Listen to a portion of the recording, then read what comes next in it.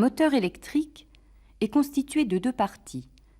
Une partie tournante, le rotor, et une partie fixe, le stator.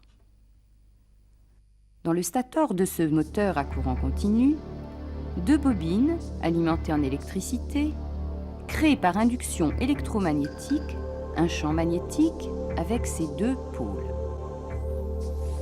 Ce champ magnétique est fixe, les bobines constituant l'une le pôle nord, l'autre le pôle sud. Le rotor comporte, lui, plusieurs bobinages indépendants les uns des autres. Lorsqu'un premier bobinage est alimenté, il se crée dans le rotor un champ magnétique perpendiculaire au champ du stator. Le sud du rotor est attiré par le nord du stator et inversement. Le moteur se met en mouvement.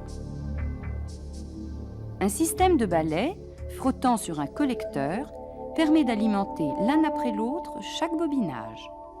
Le champ magnétique créé dans le rotor reste ainsi quasiment perpendiculaire au champ du stator. L'interaction constante de ces deux champs magnétiques entretient la rotation du moteur.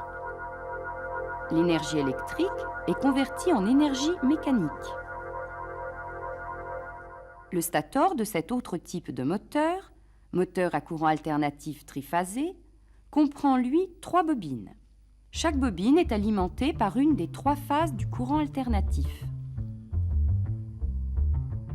Ces phases étant décalées dans le temps, il se crée dans le stator un champ magnétique tournant.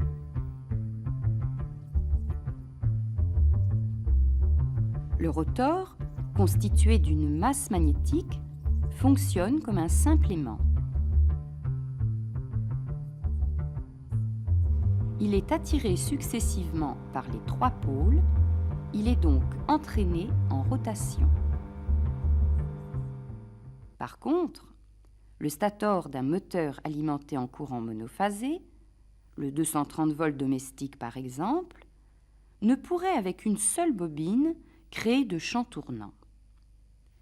Il faut donc ajouter une bobine auxiliaire, décalée de 90 degrés et alimentée par l'intermédiaire d'un condensateur. Un champ tournant est créé.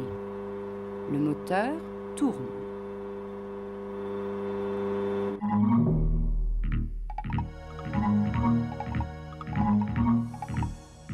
L'énergie électrique stockée dans les piles ou les batteries alimente de nombreux moteurs à courant continu, dans les appareils portables ou les divers équipements automobiles.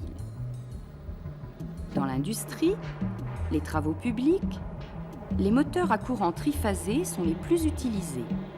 Ils sont simples, robustes, puissants, économiques. Par contre, dans le gros électroménager, c'est le moteur monophasé qui est employé.